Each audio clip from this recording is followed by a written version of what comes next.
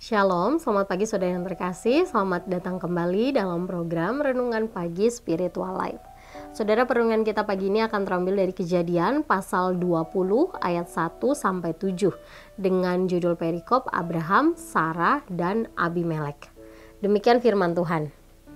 Abraham berangkat dari sana ke tanah Negeb dan ia menetap di antara Kades dan Syur. Ia tinggal di Gerar sebagai pendatang. Abraham mengatakan tentang Sarah istrinya, "Dia saudaraku." Sebab itu Abimelek, raja Gerar, mengutus orang mengambil Sarah. Tetapi Allah datang kepada Abimelek dalam mimpi pada waktu malam dan berfirman kepadanya, "Engkau harus mati oleh karena perempuan yang telah kau ambil itu, sebab ia adalah istri seseorang." Namun Abimelek belum menghampiri Sarah. Ia berkata, "Tuhan, apakah engkau akan membunuh bangsa yang tak bersalah? Bukankah lelaki itu sendiri yang mengatakan kepadaku, 'Dia saudaraku'? Perempuan itu sendiri juga mengatakannya, 'Ia saudaraku.' Hal ini kulakukan dengan hati yang tulus dan dengan tangan yang tak bersalah." Berfirmanlah Allah kepadanya dalam mimpi, "Aku juga tahu bahwa engkau dengan hati yang tulus dan engkau telah melakukan hal itu. Dan aku pun telah mencegah engkau dari berbuat dosa terhadap aku. Sebab itu, aku tidak membiarkan engkau menyentuh dia. Sekarang kembalikanlah istri dari orang itu, sebab dia seorang nabi. Ia akan berdoa untuk engkau dan engkau tetap hidup. Namun jika engkau tidak mengembalikan dia, ketahuilah engkau pasti mati, engkau dan semua orang yang bersamamu." Saudara yang terkasih, bagian pertama dari perikop ini menceritakan tentang kepindahan Abraham dari Mamre, tempat yang sudah ia tinggali selama kurang lebih hampir 20 tahun, menuju ke tanah Negeb. Nah, tidak diberitahu dengan pasti alasan kepindahan Abraham ini, tapi kemungkinan ini karena dampak dari hancurnya Sodom dan Gomora. Ia kemudian memutuskan untuk menetap di Gerar dan mengatakan bahwa Sarah itu adalah saudaranya. Nah, saudara, ini adalah kebohongan yang sama yang pernah Abraham lakukan sebelumnya. Kita waktu itu baca di Kejadian pasal 12. Nah, ketika Raja Abimelek mendengar tentang Sarah dan dia tahu bahwa Sarah adalah saudara Abraham, dia memutuskan untuk mengambil Sarah menjadi istrinya. Nah, dalam situasi ini Allah secara langsung campur tangan dengan memperingatkan Abimelek melalui mimpi.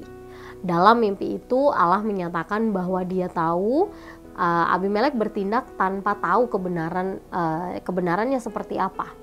Oleh karenanya Allah mencegah Abimelek untuk melakukan dosa dan meminta dia untuk mengembalikan Sarah kepada Abraham.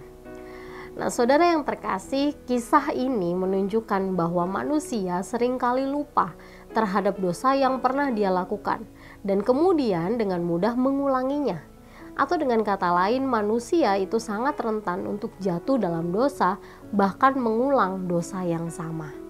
Nah, meskipun Abraham pernah ditegur oleh Allah, dia tetap mengulangi dosa yang sama, yaitu berbohong tentang istrinya. Itulah mengapa saudara, sebagai orang percaya kita membutuhkan anugerah dari Allah. Sebab anugerah dari Allah bukan hanya menyadarkan kita akan dosa yang pernah kita lakukan, tetapi anugerah Allah juga memampukan kita untuk melawan keinginan berdosa. Saudara, mari kita menyadari bahwa anugerah Allah lah yang dapat memampukan kita sebagai orang percaya untuk tetap hidup kudus dan benar di hadapannya. Saudara, mari kita mengambil waktu sejenak untuk merenungkan firman Tuhan yang baru saja kita dengar. Apakah saat ini saudara sedang bergumul dengan dosa-dosa tertentu? Jika ada, maka mari akui dosa-dosa tersebut di hadapan Allah. Mari berdoa dan meminta anugerah dari Allah sehingga saudara diberikan kemampuan untuk melawan keinginan berdosa.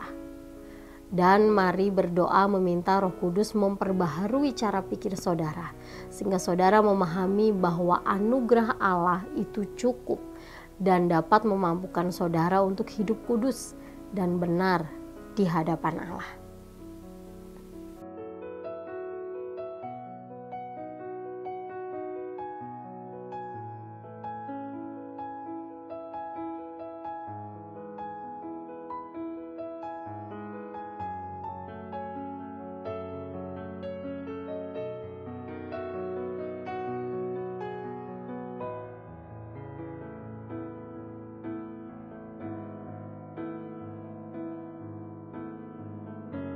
Saudara, sadarilah bahwa anugerah Allah itu memampukan kita, orang percaya, untuk hidup kudus setiap hari.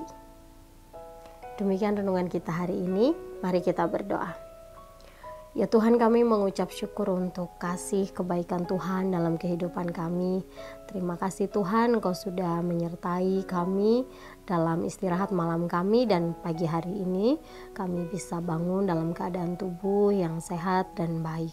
Tuhan, kami juga bersyukur untuk kebenaran firman-Mu yang sekali lagi mengingatkan kepada kami bahwa kami sangat membutuhkan anugerah dari Tuhan, agar kehidupan kami, semua hal yang kami lakukan itu sesuai dengan kehendak-Mu Tuhan.